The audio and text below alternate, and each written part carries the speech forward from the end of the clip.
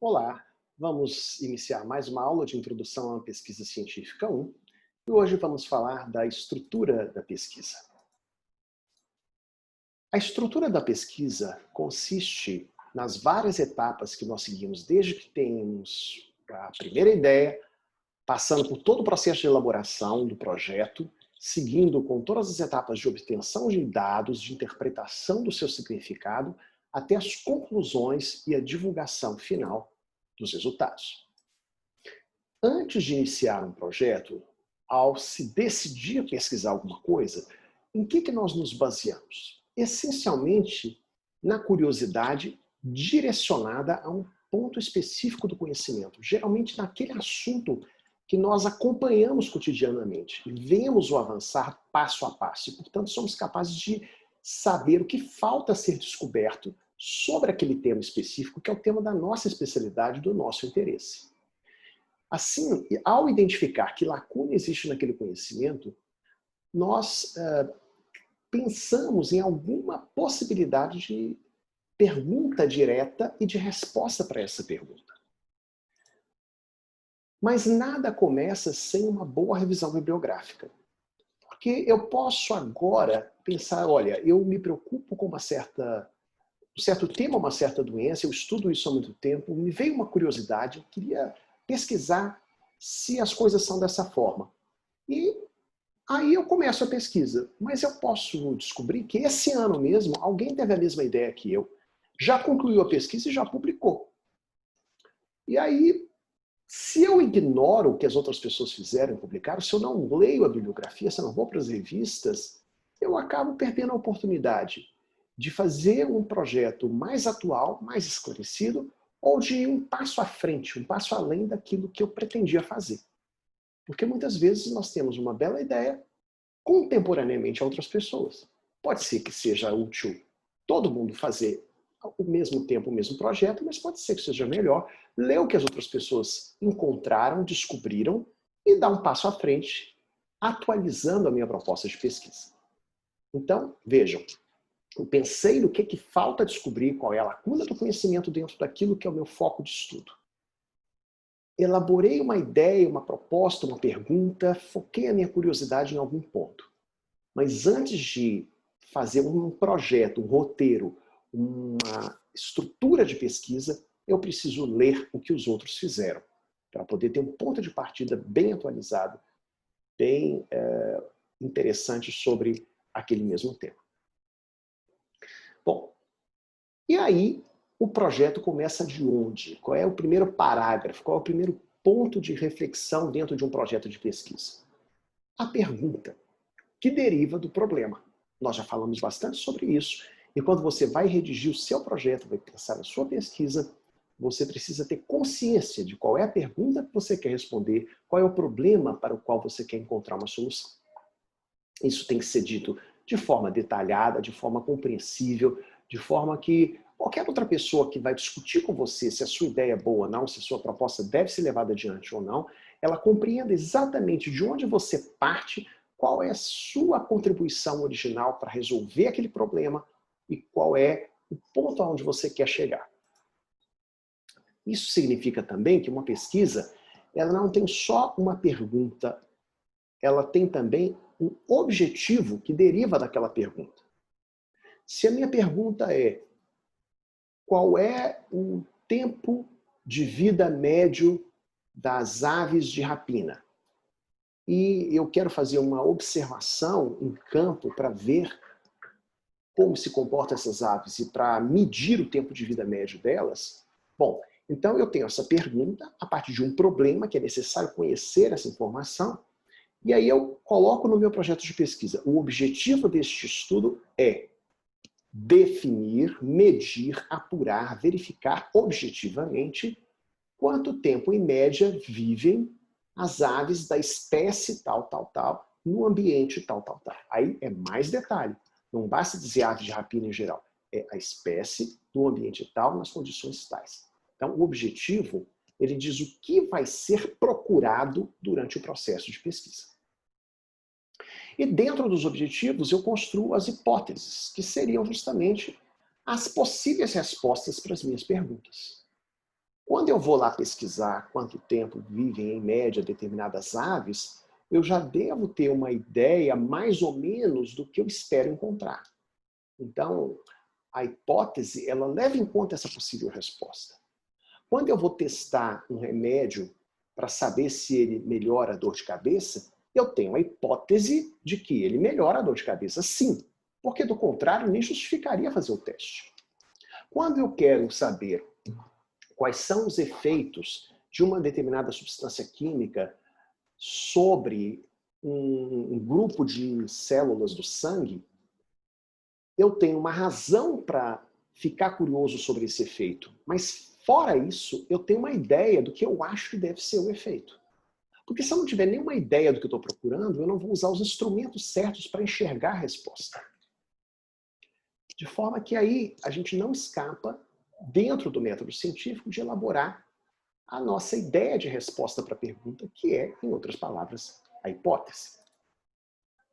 Aí eu vou montar o projeto, vou escrever o passo a passo do projeto para que ele possa ser analisado por outras pessoas no seu contexto ético, no seu mérito científico, ou seja, na sua possibilidade de contribuir para o conhecimento, e também na sua prioridade de execução, no fato de ser ou não um projeto importante de ser realizado.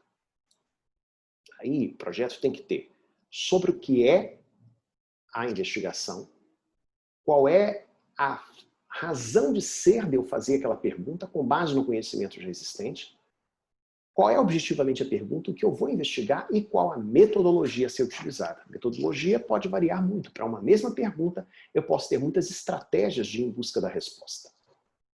Tem que haver dentro da proposta, dentro do projeto escrito, um planejamento dos recursos humanos e materiais, do tempo que vai ser gasto, quais são os aspectos éticos envolvidos, quais são as metas que eu quero atingir ao executar aquela pesquisa, passo a passo, etapa por etapa, o que eu quero alcançar como conhecimento, como resultado e um cronograma para chegar a essas metas. A título de exemplo, esse é um projeto que está em andamento, que envolve 14 centros de pesquisa no Brasil inteiro e que vai esclarecer algumas características clínicas, genéticas e demográficas de mulheres com uma condição clínica chamada síndrome dos ovários policísticos.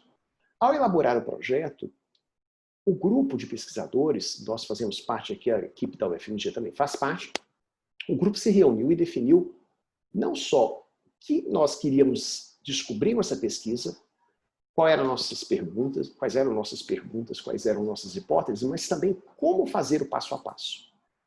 E aí, dentro da proposta está escrito de onde virão as pessoas, onde as pessoas serão convidadas a participar, com que características elas serão incluídas, ou seja, com essa síndrome, mas também sem a síndrome para haver um grupo controle, que idade as pessoas podem ter para participar do estudo, qual o índice de massa corporal que é aceitável para participar do estudo, o fato delas não estarem usando medicamentos que possam confundir os resultados, outras características clínicas, doenças concomitantes, gravidez e outras situações que podem confundir os resultados e por isso elas não participarão do estudo. Quantas pessoas vão ser incluídas?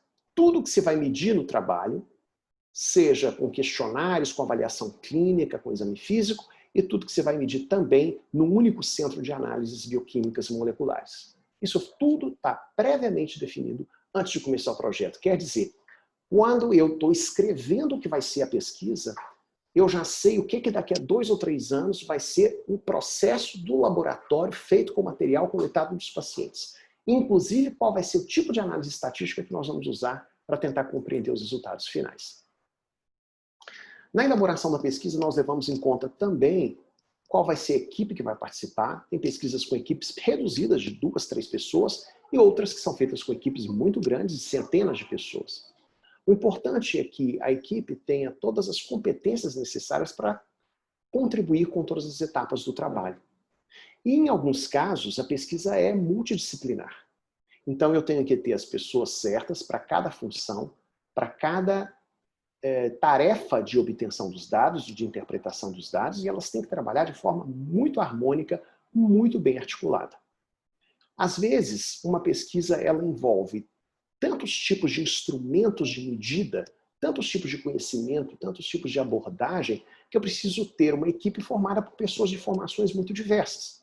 Como nesse projeto, por exemplo, que nós estamos elaborando agora, estamos pensando em executar em breve, assim que o Comitê de Ética aprová-lo, que vai avaliar condições de segurança de trabalho de músicos de orquestra dispostos num palco segundo critérios que hoje são recomendados de distanciamento social e de biossegurança em face da pandemia de Covid-19. Então, para avaliar se a nova disposição dos músicos no palco para tocar em orquestra, que é muito diferente dessa que vocês estão vendo aqui de outras épocas, é um posicionamento com 2 metros de distância entre eles, com barreiras de acrílico para barrar a saliva que é emitida pelos instrumentistas de sopro. Então, com essa nova disposição, nós queremos saber se dá certo artisticamente e se é seguro em termos microbiológicos. Para responder essas perguntas, vão fazer parte da equipe de trabalho 2 especialistas em física, que estudam dinâmica de fluidos e que operam um equipamento de laser para poder acompanhar a direção que toma o sopro dos instrumentistas e as partículas de saliva que saem da boca enquanto eles executam seus instrumentos. Também pessoas da área de biologia molecular para poder identificar as características moleculares de possíveis partículas salivares que vão de uma pessoa até o equipamento de proteção individual da outra. Infectologistas para poder garantir que todo o trabalho seja feito dentro dos protocolos de segurança indicados e que as pessoas sejam bem selecionadas para participar da pesquisa. E, claro, um maestro que vai avaliar se com toda essa parafernália de proteção a música vai soar bem da mesma forma que ele gostaria que soasse. Toda pesquisa tem seu custo. É preciso, então, ter consciência de quanto ela vai custar, por que vai custar, quais são os insumos, quais são os materiais, os serviços que vão fazer parte dessa pesquisa no momento em que você planeja. E aí você tem que correr atrás de fundos. Não é obrigatório que você siga na sequência assim, elabora um projeto específico de pesquisa, aí faço as contas de quanto ele vai custar, e aí vou passar o chapéu para arrecadar o dinheiro para este projeto de pesquisa especificamente. Nós podemos ter, às vezes, grupos de pesquisa, linhas, redes de colaboração que tenham financiamento de médio e longo prazo para uma série de projetos. E nós podemos elaborar subprojetos que contam já com financiamento para ser viabilizados. Mas, de qualquer maneira, eu preciso o tempo todo pensar o seguinte: eu tenho dinheiro para o projeto que vai começar amanhã, mas também eu preciso agora pedir o dinheiro para o projeto que vai começar daqui a 2 ou 3 anos, porque o processo de arrecadação de fundos pode ser muito demorado.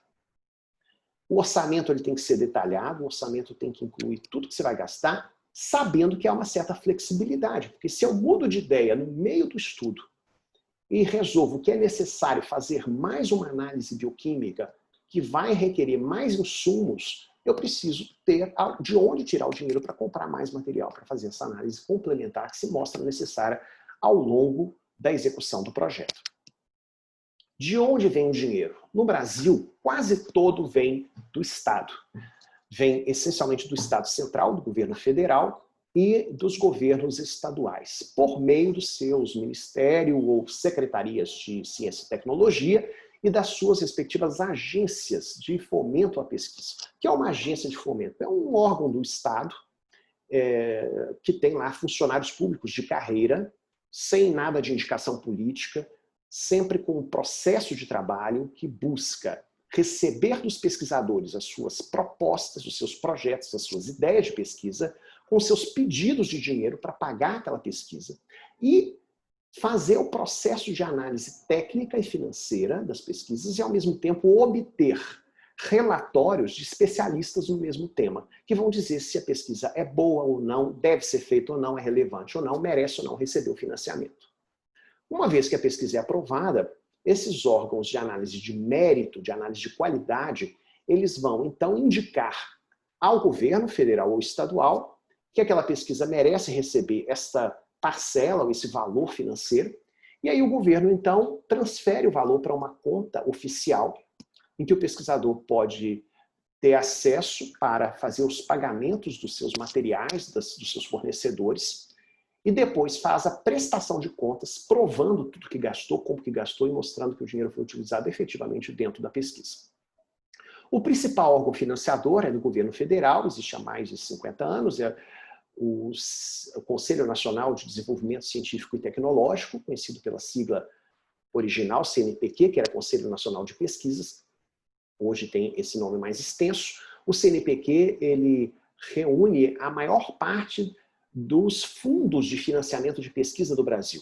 Então, ele é a agência que mais concede dinheiro diretamente na mão dos pesquisadores ou dos grupos e redes de pesquisa para financiar projetos de pesquisa. Ele também concede bolsas de estudo, que são formas de remuneração para pessoas que participam diretamente de projetos de pesquisa, sem vínculo empregatício, vinculado à produção daquele projeto de pesquisa. A CAPES é uma outra agência federal que se dedica principalmente à formação de pessoas, então ela entra nos projetos de pesquisa mais do que tudo com o pagamento de bolsas de estudo para principalmente alunos de pós-graduação, mestrado e doutorado, e a FINEP, que é uma grande agência federal que financia projetos de instituições. Por exemplo, a UFMG pode pedir para a FINEP dinheiro para comprar um acelerador de partículas ou alguma coisa grande, cara, que vai servir para muitos pesquisadores em muitos grupos de pesquisa e muitos projetos de grande porte. E os estados, o que eles têm? Cada um deles tem a sua fundação de amparo, que é uma agência também que recebe projetos, analisa o mérito e decide para quem vai o dinheiro, para qual projeto, para qual proposta de pesquisa.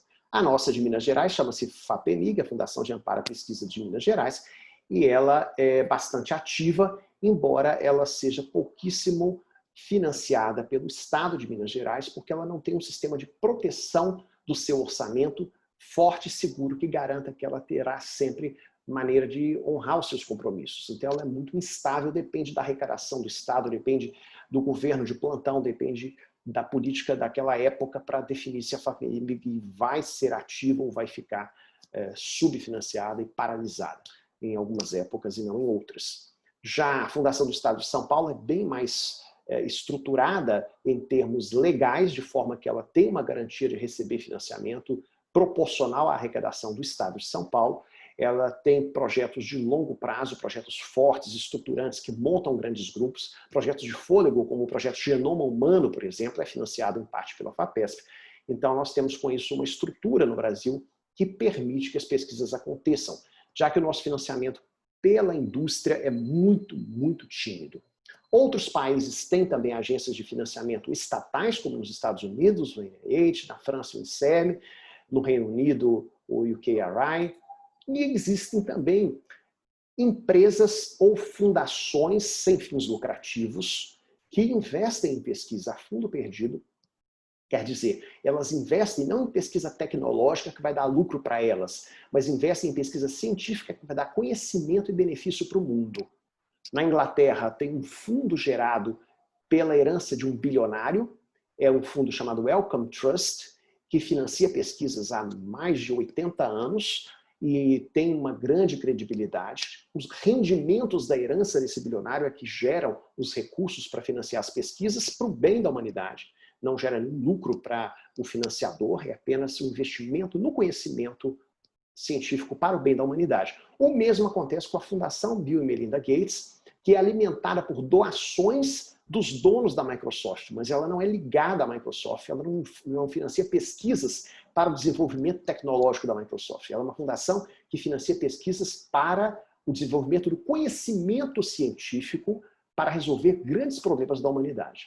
O Brasil tem pouquíssima, aliás, nenhuma tradição nisso. Recentemente, um instituto de uma empresarial chamado Instituto Serrapilheira começou a fazer esse tipo de financiamento de pesquisa científica, oferecendo dotações financeiras para projetos de grande qualidade que disputam entre si o direito de receber essa ajuda. Então, nós vamos caminhando para o fim e eu quero falar um pouco sobre a próxima etapa depois do financiamento, que é a amostragem. A amostragem é simplesmente a escolha de quem vai fazer parte da pesquisa e ela pode ser de conveniência, quer dizer, a amostragem pode ser as pessoas que estão ali próximas do pesquisador, os pacientes que são atendidos naquele hospital, as pessoas que frequentam aquele ambiente ou aquela clínica. O universo da pesquisa podem ser todas as pessoas que se conseguir recrutar com aquelas características, Pode ser uma amostra aleatória, quando você dispõe de um universo muito grande de informações, você não vai explorar todas elas, digamos que seja um banco de dados com 100 mil pessoas, e aí você quer fazer uma pesquisa usando esse mega banco de dados, você pode fazer uma amostra aleatória de 2.000 ou 3.000 que possam ser efetivamente estudadas dentro de um banco de dados maior. E uma pesquisa de base populacional é aquela que reflete no seu micro-universo todas as características demográficas da população. Os métodos e técnicas têm que ser escolhidos com muito cuidado para que sejam bastante precisos, para que a medição seja correta e seja mais adequada para a proposta daquele projeto de pesquisa. E as variáveis devem ser escolhidas de uma maneira que seja precisa, correta, de acordo com o que você quer medir. Não adianta você dizer assim, eu vou avaliar pressão arterial, mas você vai avaliar a pressão arterial de que forma? Vai ser só a sistólica, só a diastólica? Vai ser a pressão arterial média? Vai ser com qual instrumento de medida? Como que você vai computar esse dado? A pressão exata da pessoa, a média de várias medidas ao longo de um dia, ao longo de uma semana, ou simplesmente vai dizer se a pessoa tem pressão normal, baixa ou alta? Para cada uma das variáveis tem que haver uma definição desse tipo. Então, no nosso projeto, por exemplo, de síndrome de ovários policísticos, quando nós dizemos que vamos avaliar o nível educacional das pessoas, isso está escrito no projeto que vai ser a soma de anos de educação formal que aquela pessoa teve. Eu poderia avaliar de outras formas, poderia perguntar qual foi o último nível de educação que a pessoa completou, é nível superior, é nível médio, é nível elementar, eu poderia fazer um teste de conhecimentos, poderia fazer de outras maneiras, mas esse é o critério que foi escolhido para aquela pesquisa. Medir consumo de álcool, tem várias formas. Nós preferimos, nesse projeto, fazer um questionário retrospectivo, que a pessoa lembra de quanto ela usa de álcool, e aí ela é subclassificada em consumo baixo, moderado, intenso ou compulsivo. E assim, com o tabagismo, por exemplo, você pode medir de várias maneiras. Nessa pesquisa será perguntando à pessoa o número médio de cigarros consumidos por dia naquela época em que ela entrar na pesquisa. Então nós partimos para a coleta de dados, seja com entrevista, com exame físico, com exames laboratoriais, com qualquer tipo de exploração dos dados que vão montar as informações do grosso do banco de informações da pesquisa para poder, então, a partir deles, responder às perguntas, atingir os objetivos. No meio disso eu posso ter uma intervenção, ou seja, se a pesquisa é só de observar, eu observo uma vez e ponto final. Ou pode ser que seja uma pesquisa de observar em vários momentos. Eu observo no início, no meio e no fim. Se é uma pesquisa de intervenção, necessariamente tem que observar pelo menos antes e depois da intervenção. Então, por exemplo, nesse trabalho aqui em que camundongos receberam tratamento com células do sistema imune preparadas em laboratório para poder atenuar uma doença crônica que foi induzida neles, uma doença que causa fibrose na pele, como esse tratamento foi administrado em vários dias seguidos, então os animais foram examinados no tempo zero, durante o tratamento e depois.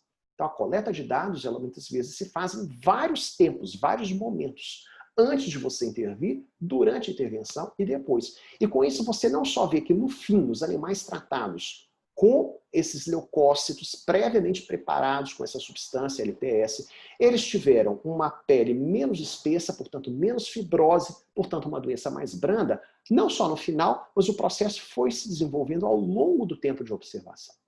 Então, a intervenção ela é uma parte de algumas pesquisas e quando ela ocorre, nós temos que ter os dados prévios e posteriores à intervenção. Na análise dos resultados, os dados quantitativos são computados em gráficos e tabelas, e aí a interpretação se dá com muita reflexão crítica sobre o que realmente os números querem dizer. Porque se eu não penso cuidadosamente no que os números querem dizer, eles podem me enganar, eles podem mentir, eles podem me passar a perna. Eu posso confundir, às vezes, na interpretação dos dados da pesquisa, o que é ideia, pensamento, com o que é de fato uma observação empírica. E ao entender e interpretar esses números, eu preciso estar sempre atento às várias limitações que o projeto possa ter.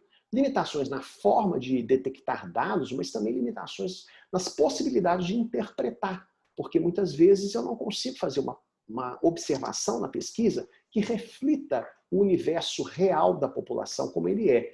E aí eu tenho observações que valem para um certo grupo de pessoas, mas não para a maioria das pessoas. Isso tudo tem que ser levado em conta numa interpretação muito cuidadosa. Erros na hora de interpretar os dados de pesquisa ocorrem, às vezes, por coisas absurdas, prosaicas, como simplesmente uma tabulação descuidada, lançar os dados na tabela no computador sem o devido cuidado. Às vezes faz uma análise estatística que não é a mais apropriada, ou se erra no cálculo, ou tem uma inadequação da lógica da interpretação. Muitas vezes as pessoas podem interpretar um resultado como sendo de causa e efeito, isso provocou aquilo, quando na verdade não seria possível, a ordem não é compatível com alguma possibilidade real, lógica, de relação de causa e efeito. E pode haver sempre uma parcialidade, mesmo inconsciente do investigador, ele pode ter um desejo de que o resultado seja um e não o outro. E por isso mesmo, uma boa pesquisa sempre cuida para que a pessoa que verifica os resultados, ela, de preferência, não saiba de quem se trata. Ela não tenha como deixar aquele desejo de encontrar um certo resultado interferir, ainda que inconscientemente, na forma como ela vê os dados e computa os resultados que farão parte da resposta para a minha pergunta, ou seja, do resultado da pesquisa.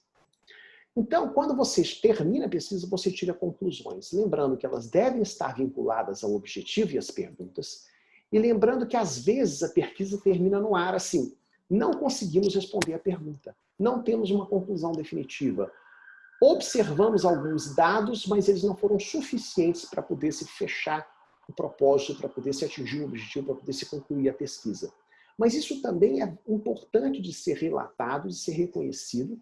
Isso pode dar origem a uma nova etapa da pesquisa, a um prosseguimento, a uma nova fase de investigação. Você pode, a partir daí, começar tudo de novo e falar, eu ainda não tenho uma resposta para a minha pergunta inicial, mas a pesquisa vai prosseguir com essa e aquela observação, até que eu tenha dados suficientes para poder corretamente atingir a resposta que eu desejo para aquela pergunta, para aquela curiosidade inicial.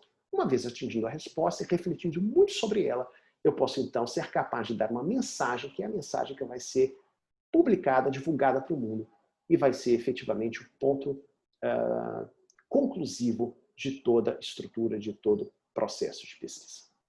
Era isso que eu queria comentar com vocês hoje. Obrigado. Nos vemos em breve para discutir presencialmente esse tema. Tchau.